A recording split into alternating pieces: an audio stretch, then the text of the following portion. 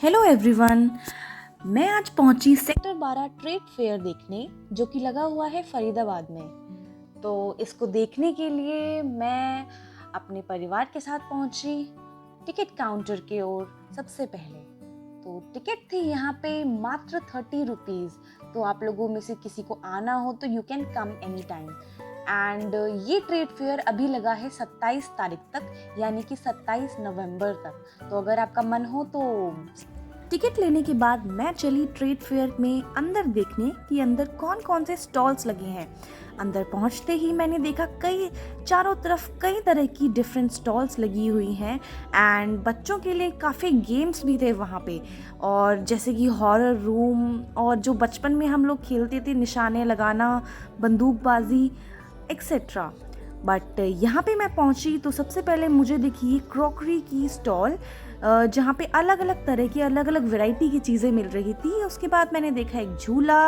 चलते चलते मैं चली इस गली में जहाँ पे मुझे अलग अलग तरीके की स्टॉल्स दिखी।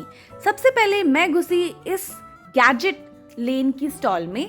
तो यहाँ पे मुझे मिला अलग अलग तरीके का गैजेट्स, जैसे कि हमारे सफ़ेद कपड़ों पे कई बार दाग लग जाता है, तो इनके पास लिक्विड था जिससे हम वो दाग हटा सकते थे। देन मैंने देखा और भी सामान था, जैसे कि ये छोटा सा ग्रिलर, इसमें हम अलग अलग तरीके की डिशेस बना सकते हैं, तंदूरी डिशेस। तो मेरे को तो सुन के ही पानी आ गया मुंह में। एंड मैं आगे बढ़ी। Okay bye. आगे देखा मैंने ये ड्राई फ्रूट्स की अच्छी सी स्टॉल थी, और उसके बाद मैं कुछ आगे बढ़ी जहाँ ये काफ़ी सारी मूर्तियाँ भी थी मैंने देखी। बट मैंने प्रॉमिस किया कि मैं यहाँ दोबारा आऊँगी, देन मैं देखूँगी। मैं आगे चली, वहाँ पे गेम्स की स्टॉल आई काफ़ी सारी, और फिर मैं रुक गई क्योंकि मुझे मन था ये रिंग वाली गेम खेलने का, जो हमने बचपन में खेला हुआ था, जिसमें रिंग डालना होता था, और वो चीज़ हमारे गेम्स लेन से निकलने के बाद मैं यहाँ पहुँची खाने की लेन में। एंड खाने की तो मैं क्या ही बात करूँ, यहाँ पे एक से बढ़कर एक स्टॉल्स लगे हुए थे, जो कि चूर चूर नान से लेके चाउमीन, गोलगप्पे, पाव भाजी, पापड़ी चाट, भल्ला पापड़ी, मसाला डोसा, तो मतलब आप जो बोलो वो सब यहाँ पे था मौजूद। एंड यहाँ पे मैं आगे बढ़ती गई तो यहाँ पे पिज़्ज़ा भी मिल रहा था। तो मैं तो ये देख के बहुत चौंक गई। उसके बाद खाने पीने से मैंने सोचा कि क्यों ना वो बाद में किया जाए, एंड पहले हम थोड़ा सा घूम ले। यहाँ पे लेमन सोडा की भी स्टॉल थी, तो किसी को पीना हो तो ज़रूर पी सकते हैं। एंड उसके बाद हम आगे चले तो यहाँ पे काफ़ी झूले लगे हुए थे, और झूलों से मुझे अपना बचपन याद आ गया। कैसे हम छोटे छोटे जब थे तो अपने पापा के और मम्मी का हाथ पकड़ के इन मेलों में जाते थे और घूमते थे, और अलग अलग तरह के झूलों को एंजॉय करते थे। खाने पीने की स्टॉल से निकलने के बाद मैं पहुंची अपनी फेवरेट स्टैचू स्टॉल में। तो यहाँ पे मुझे अलग अलग तरीके की मूर्तियाँ दिख रही थी, जैसे कि काफ़ी सारी बुद्धा की मूर्तियाँ दिखी मुझे, जहाँ पे एक थी, ये बहुत बड़ा फेस था बुद्धा का।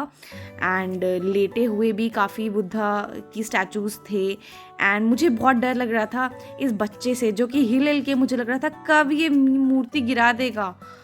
तो बच गई मैं, ये बच्चा निकल गया यहाँ से, बट आई एन्जॉयड इट। मूर्तियों के स्टॉल को पीछे छोड़ते हुए मैं आगे पहुंची, एंड काफ़ी कलरफुल चीज़ें दिख रही थी मुझे, जहाँ पे ये कपड़ों का स्टॉल भी दिखा मुझे। सर्दियाँ आ गई हैं तो वुलन सूट भी आ गए हैं बाहर। तो यहाँ पे कई अलग अलग तरीके के, अलग अलग वैरायटी के वुलन के सूट प्लस शॉल्स थे, जो कश्मीरी शॉल्स जिन्हें कहते हैं हम। और ये कश्मीरी शॉल जो ये भैया दिखा रहे थे, इसकी कीमत करीब थी 1000 रुपये। तो बट ये क्लेम कर रहे थे कि ये कश्मीरी है। कपड़ों की स्टॉल से आगे बढ़ते हुए मैं पहुंची ये बैग्स की स्टॉल में, जो कि मेरा फेवरेट थे। एंड एक्चुअली मैंने यहाँ पे रखे हुए बैग्स में से एक बैग भी ख़रीदा था। जी हाँ। सो इन बैग्स की कीमत जो है करीब 600 रुपये ये भैया बता रहे थे, बट बार्गेन करते हुए मैंने लिया एक क्लच बैग, जो कि पड़ा मुझे 500 रुपीज़ का। तो काफ़ी पार्टी वेयर था वो बैग, तो आई टुक इट। एंड बाकी यहाँ पे काफ़ी ज़्यादा वैरायटी थी, अलग अलग कलर्स के बैग्स थे। तो यहाँ पे आप देख सकते हैं काफ़ी लोग ले भी रहे थे। बैग स्टॉल से निकल के मैं पहुंची अपनी अगली डेस्टिनेशन की ओर, जो कि थी वुलन क्लोथ्स। तो यहाँ पे बहुत सारे वुलन क्लोथ्स लगे हुए थे, jackets, quotes, blazers for main women both. तो काफ़ी बढ़िया था कलेक्शन। और चलते चलते मैंने देखा ये ऊंट, जो कि मुझे काफ़ी सुंदर लगा। जिस तरीके से उसको गुलाबी रंग की चादर उड़ा रखी थी, इट वॉज सो ब्यूटिफुल। मज़ा आ गया देख के। चलते चलते मैं थक तो गई थी, बट जी बिल्कुल नहीं भरा था। अपने आप से मन में एक प्रॉमिस लिया मैंने कि अगले साल मुझे ज़रूर आना है यहाँ पे दोबारा। एंड बहुत बुरा लग रहा था कि मुझे अब इसको बाय बोलना पड़ेगा फाइनली, बट या बाय।